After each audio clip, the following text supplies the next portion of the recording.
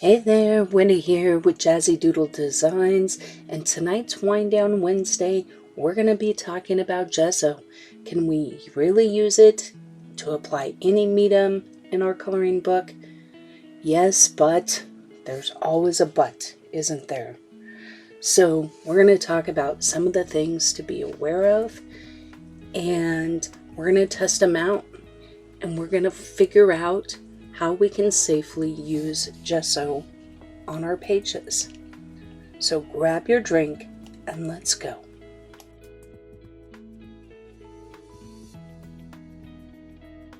Okay, so let's start with the basics. So what is gesso? It was designed for canvases. So painters would apply gesso to their canvas and it would form a primer so that they could paint on their canvas and not have the material of the canvas absorb all their paint. And so that is what gesso was. Now, watercolor ground is essentially the same thing, only it was designed with the intent for watercolor. So this was designed for oils and acrylics, and this was designed for watercolor. And then glazing satin liquid that I show here is actually an extender for acrylic paint just to give it a longer working time. But I find it to be a really nice product to use as a primer. So essentially, I may refer to any of these as gesso. It's kind of like Kleenex. We all call tissues Kleenex, even though it might be a different brand. But I thought I would show you the differences here.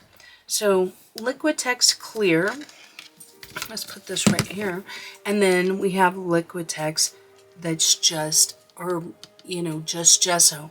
And what that means is this is actually white, and this is going to go on clear. And then Golden has the same thing. They have a clear and a regular. And then there's also black gesso.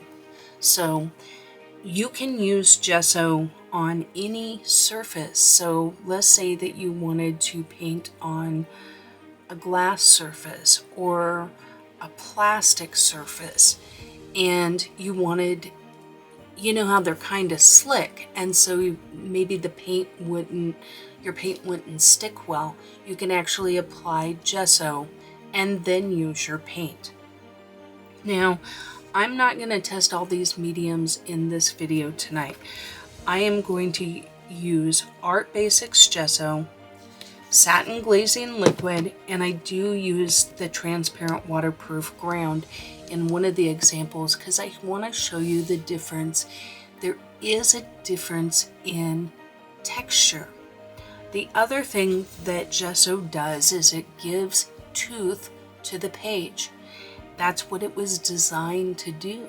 Personally, I have found that Art Basics Gesso is the smoothest of all the gessos I have tried. And the Satin Glazing Liquid is actually, I think, just a touch smoother than the clear gesso, but not by much. I feel like these two products are very similar. Waterproof ground is definitely more textured. It provides a lot more tooth to the paper than the other two.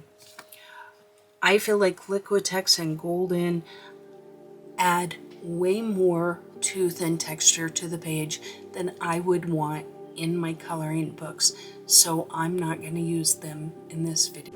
So let's start by priming our paper. So here I take my Gesso Magic tool and I apply Golden Satin Liquid, the Art Basics Gesso, and the Daniel Smith watercolor ground to this page. The idea is I want to see the difference between the three in terms of how much does it warp the page, how much texture will it apply, and we can test different mediums on it. And then the fourth column I left blank. Now on this piece of paper I am showing different ways to apply the in this case, the satin golden liquid. But the first one I use just a regular brush. The second one I use a foam brush. The third one I'm using just a credit card. And then the fourth one I'm using this Gesso magic tool. And then we're going to look at the differences in the texture. Okay, so here's that first page that I did where I have nothing on this side, transparent watercolor ground, Art Basics Gesso, and then the golden satin liquid. I did get a little curl to the page. I don't think it's fair to golden satin liquid to assume that this made it warp more than these. I just think it's on the end, so that's what the page is going to do. So if you look at the paper, you can see that this has some ripples, but not nearly as much as the Gesso. This is the Art Basics Gesso, and this is the Daniel Smith watercolor ground. Now this right here, this crease, that was just simply operator error, so disregard that. That was just when I applied it, I just happened to get a little crease. But you can see that there is a difference. The Gesso and the waterproof ground, I think, simply just have a little more water in them and make it a little more warpy, for lack of a better word. So basically, I just have a regular Prismacolor pencil. I am just going to add this over the top, and let's see if we get textural differences.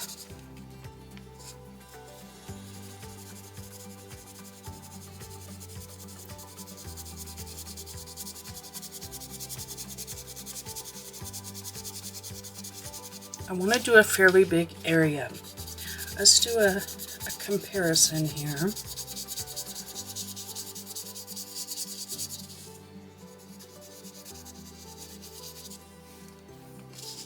You can tell there's just a little bit of a difference there.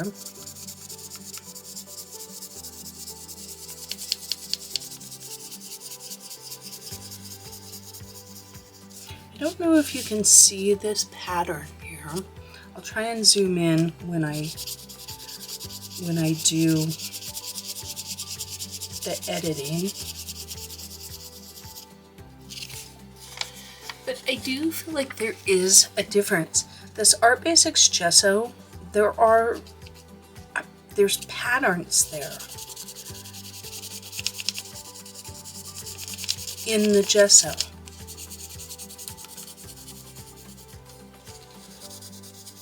And you saw me apply it. I tried to apply it the same way.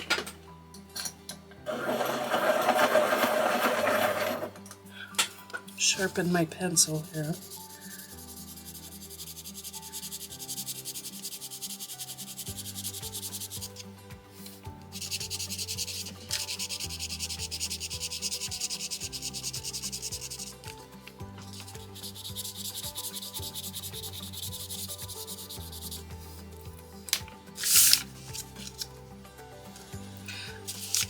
So now in this video, I applied them all the same way. I used this tool called Gesso Magic, and it's just like a little gel, I don't know what it is, like a little pillow of poof. And they call it Gesso Magic, and there's directions on the back. Okay, so you can see that there are some differences in texture. I feel like these aren't as smooth as the satin liquid. I feel like these are actually very similar. Let's see if I feel like those are actually pretty similar in how it showed up. And I'm going to do some more testing on this page. But let's take a look at whether or not applying the medium differently makes a difference. So this is the page where I did the brush, the foam, the card, and the magic. So taking a look, you can see that when you do it with the card and when you do it with the magic, you don't get as much wrinkling and warping as with the brush and foam. And I think that's because with the card and the magic, these products do not absorb. These don't absorb any of the gesso. And so it takes a little less product to apply to the page. And two, because it doesn't absorb, you don't get the streaks. And so you're able to apply it a little more effectively with less product, which I think is good. Here's the back side. This is the foam and the brush on this side, and the card and the satin liquid on this side. Quite honestly, I think the card was the most effective as far as warping. And we all have, debit cards, or we have store cards or gift cards that we don't use. So I would use like an expired gift card. This is a really, really old credit card, but that's what I used here. The thing I really like about this method over the card is when I was applying it with the card and I would swipe, that product would get off of my page. And so you could get it on the back side, or you could get it on your table or whatever. I felt like I had a little more control of that with this product. But this product is essentially free. And this one, I will leave a link in the description. You can buy one of these, or you can buy this package of 3. The package of 3 also has a great big one. So if you were using bigger pages, you might want to use this. If I was doing the entire page, it might be more effective to use this one. I like that there's like a curve and then there's straight edges. So no matter where you're trying to get to, I feel like it could be effective. So I really like this product. But guys, a card will work just fine. So that being said, I do feel like how you apply it makes a difference. Now let's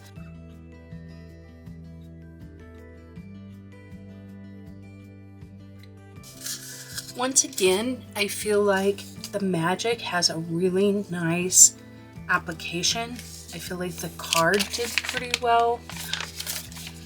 I feel like the brush was the worst. The foam did okay, but there are some textural changes in there. So that is something to be aware of. So now let's test. Let's go back to our different mediums. And I'm going to put my dollar store cutting mat. I'm going to put that underneath just to protect my surface. And what I did was I picked kind of this blue-green color in a lot of different mediums. I picked brown in the same mediums, and then I picked purple in those same mediums. And basically I picked the colors on what color Sharpies I had, because I don't have a whole lot of Sharpies. But basically I just want to test. So on nothing, you can see you definitely get the bleed through. So let's test it here, here, and here.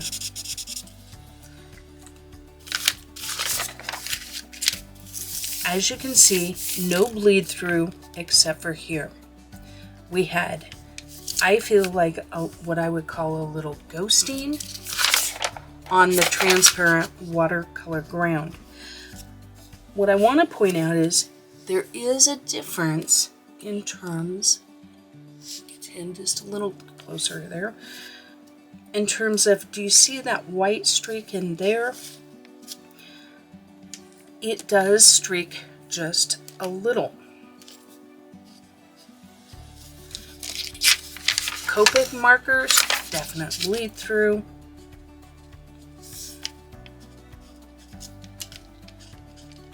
I'm basically doing 3 strokes on each.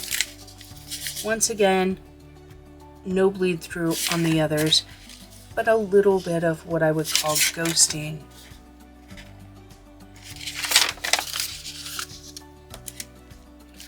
Let's go with, we're going to go with a Karen brush. We'll do 2 coats of this one.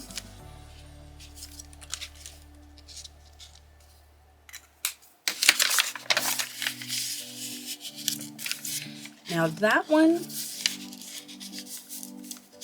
I feel like there's just a little ghosting here on the satin and definitely on the watercolor.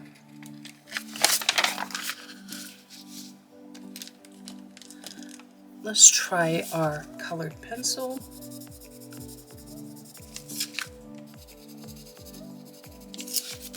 You can feel the difference when you lay these down.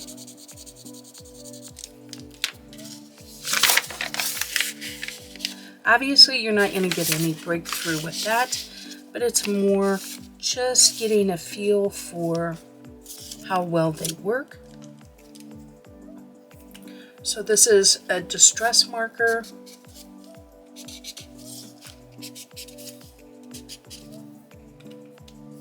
And this is just, it's kind of like a dye ink, water-based. Not as much bleed through on the normal, but definitely some ghosting happening. Pip pen.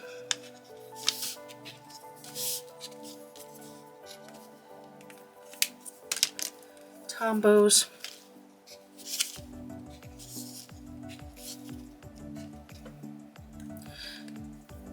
So that's our blues. Basically, I'm going to run through very quickly and do the same thing with purple and brown.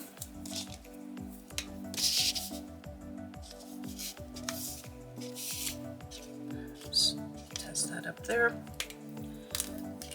And the Karen pens were the other ones that really bled through a lot. So we'll do them. Plus that's a really dark color.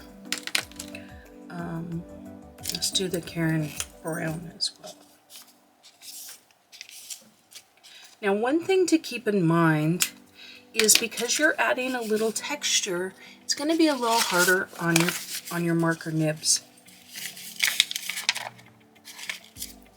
So we had a little bit of bleed through here, just a little tiny dotting of some of these.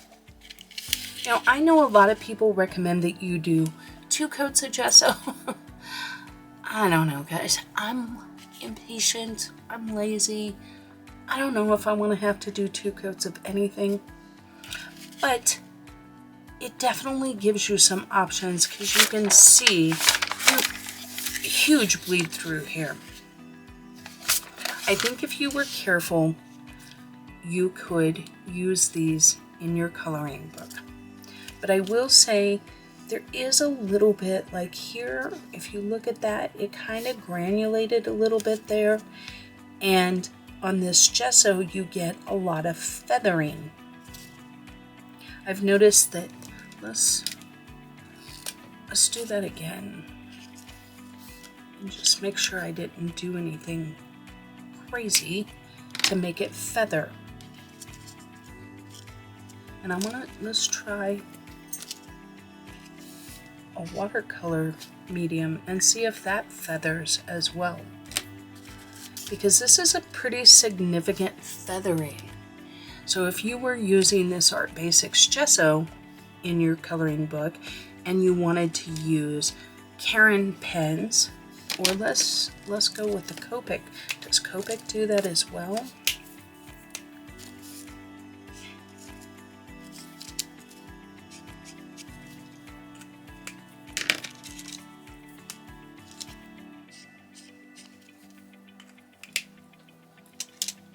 Where's my broom? There it is.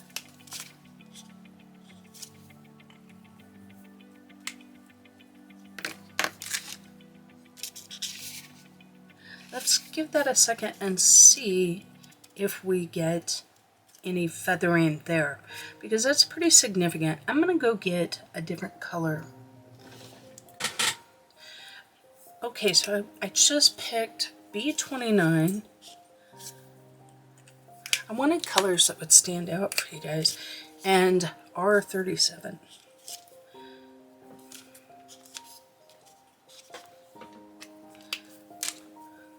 Let's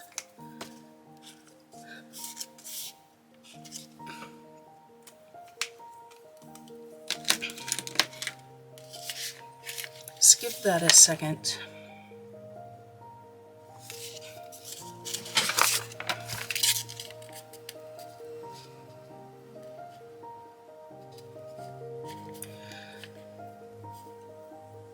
So a couple of things that I would note. I feel like if this was your favorite coloring book and you wanted to use alcohol markers, I think I would take the time to do a second layer. And I know that's a pain, but I think you just have to determine how important it is for you to use alcohol markers in your books. Or do you want to use a different medium? I will point out there is a little bit of feathering here. Not as much as up here, so I don't know if it has to do with that particular color, or if it depends on how many layers. So let's do a big circle here.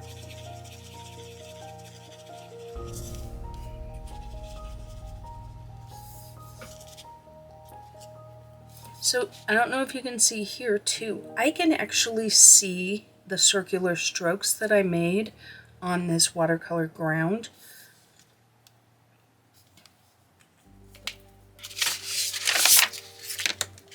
I feel like it did well. There is some slight ghosting, but guys, this is my see-through copy paper. If you've watched any of my other Wind Down Wednesdays, this is my see-through copy paper. So I feel like if you can get decent results on this paper, you should be fairly okay on the others. But there is a little bit of a difference. You can see that that ink did not completely dry. Now it seemed to do better over here than it did there. This blue, no, the blue did okay. For some reason that brown kind of sat on the top of it a little bit. So let's skip over to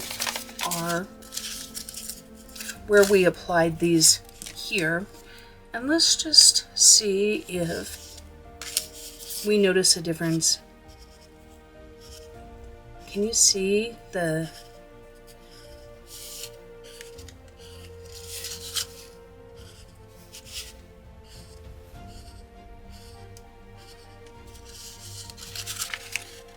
I definitely got some bleed through. I could feel it when it went through on this one.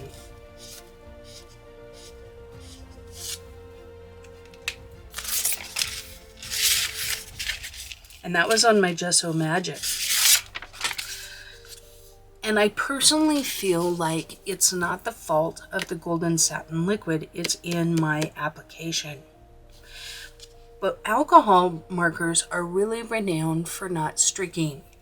This is much more what you would expect from a Tombow, this laying of the lines down. This watercolor, the Tombow seems to do better on this paper, but look at the granulation on this one. I don't get any smearing with any of these, but you definitely, where's our one that says nothing?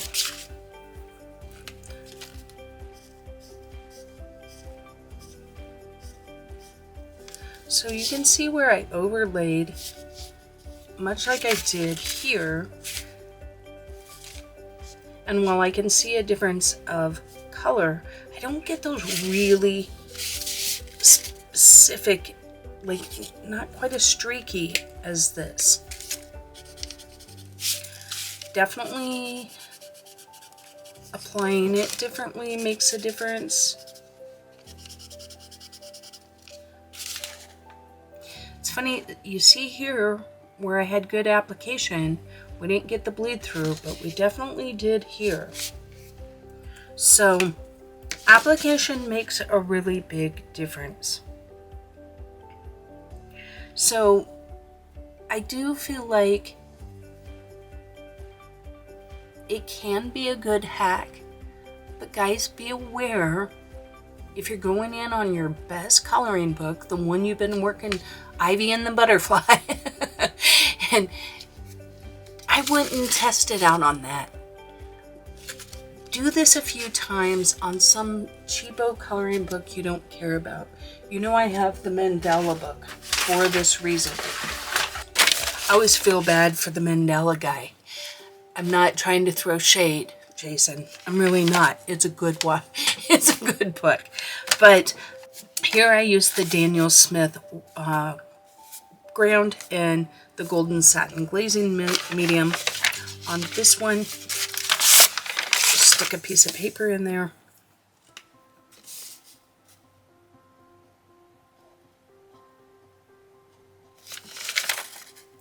We didn't get any bleed through there. I'm doing a fabulous job coloring, guys. No bleed through there. So, you know, to me it's more than just no bleed through though. Because yes, I didn't get any bleed through. But to be honest, my alcohol markers are not... The joy I have in using Copics is when I use Copic Express It paper. Not even in camera for you guys. When you use the right paper with Copics, they blend like a dream and you get fantastic results. If you use crap copy paper, I don't care how good your technique is, you're not going to get good results. And so, yes, I could go in and I could meticulously, you know, color in this book. And but you see, alcohol markers dry quick. That's what they're renowned for. And yet you can see I actually pulled some of that blue into that red. That should have been dry. That tells me that this, you can see it pulling it in there. Do you see the purple in there? If I do that on our side that says nothing,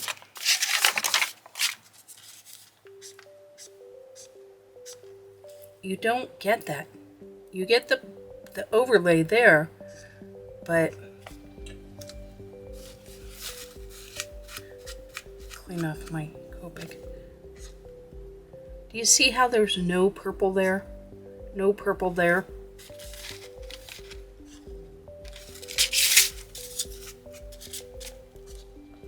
But you see the purple in this? That tells me that that ink, while it's not necessarily smearing, is definitely, it's still wet. It's still kind of activating. So yes, you can use your different markers and whatnot. Let's try Sharpie.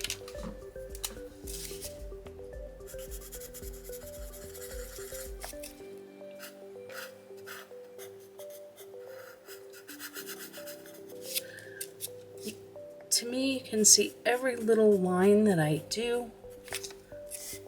It's still wet, whereas if I come in here, it dries immediately. Of course, you get the bleed through, whereas you don't get the bleed through here. Here I have some spotting on the golden satin liquid, so maybe it is not quite as good as I thought it was, because there is a little bit of breakthrough. And this I applied weeks ago. I was doing some testing.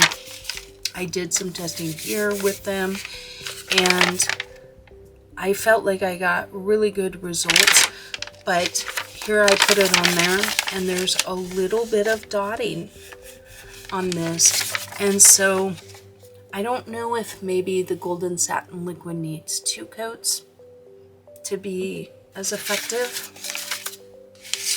Possibly. Okay, so let's talk about fixatives. So this one is just Grumbacher Matte Workable Fixative. I've had this forever. It literally 2005. But what I did was I sprayed that twice on this piece of paper. And as you can see, there's no warping of the page at all, which is really nice. But I wanted to test and see if a workable fixative would keep bleed through. And it does not. Bummer. But I wanted to talk about workable fixative because so many of you know I like to work in this Disney book, and what I was finding is this paper is so incredibly smooth. And so what I've taken to doing, which I did on this particular page, is I sprayed it with a workable fixative, and then I went ahead and colored it, and I found I was really able to get the deep values and colors that I was looking for, because this fixative added a little bit of tooth to my paper. But as you can see, it essentially looks the same as paper with nothing on it. If I were to go in with purple,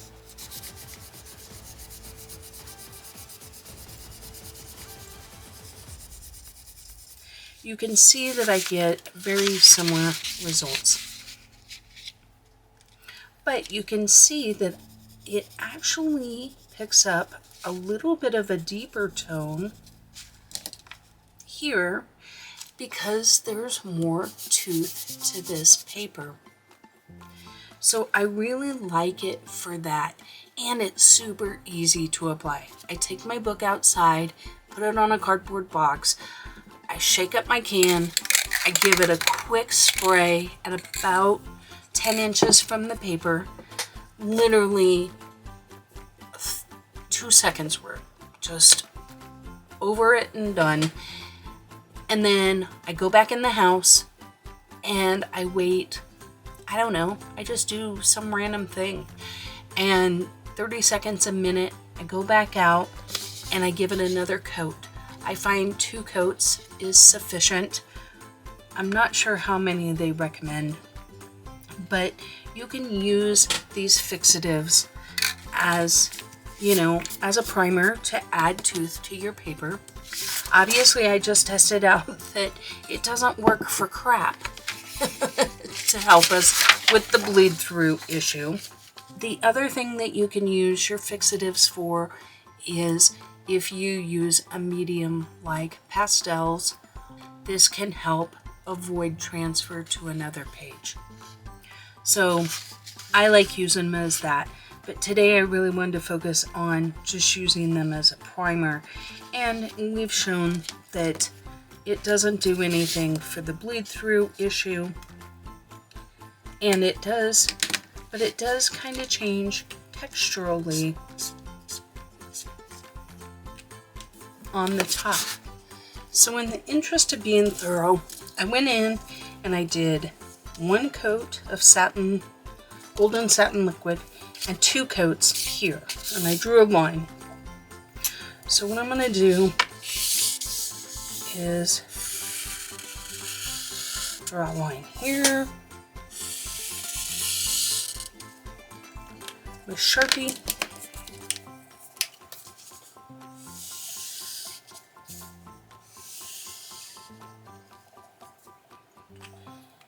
And with Copic.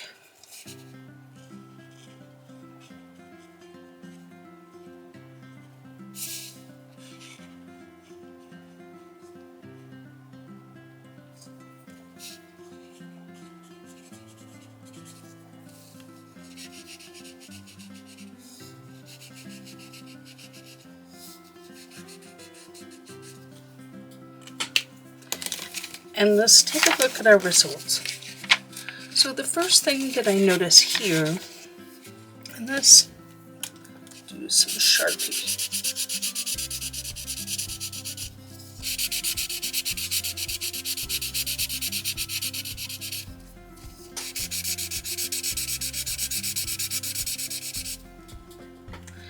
As you can see, where I have nothing, you have a lot more absorbency in the paper, so you get a darker color. Here it almost floats on top. I don't get any smearing with any of them. But you can see the line where I stopped.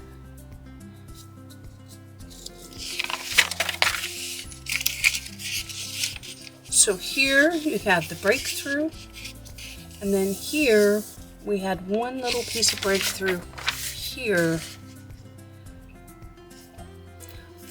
It seems to be right on the edge of where I did 2 coats. Let's test.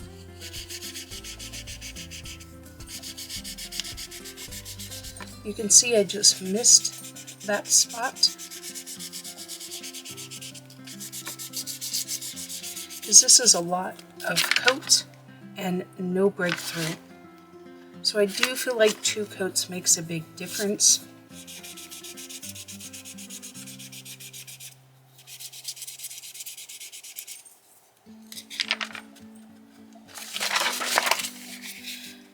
We definitely had a little more breakthrough with the 1 coat.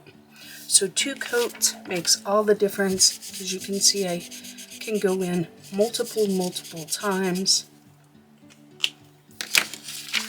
with 2 coats and get no breakthrough.